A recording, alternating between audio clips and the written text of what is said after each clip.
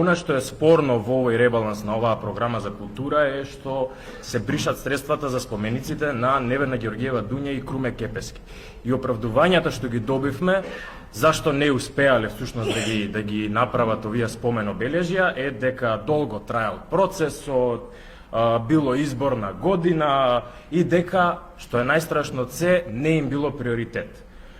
Еве за какви личности се станува збор кои што не им се приоритет. Невена Георгиева Дуња, 16 годишна партизанка која што и била исечена главата и ставена на кол и шетана низ улиците за да ги плаши граѓаните. Петар, ве молам, символ на храброст, антифашизам и слобода.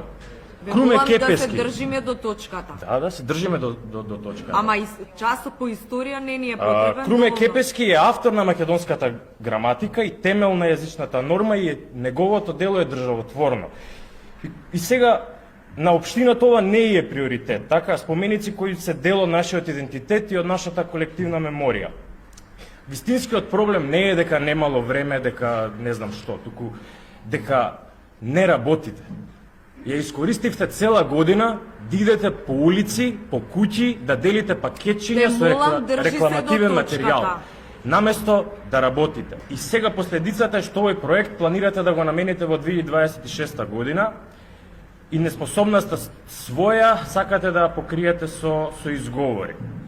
И ние како левица нема да го поддржиме овој баланс затоа што сметаме дека треба да се направи во оваа година. Фала.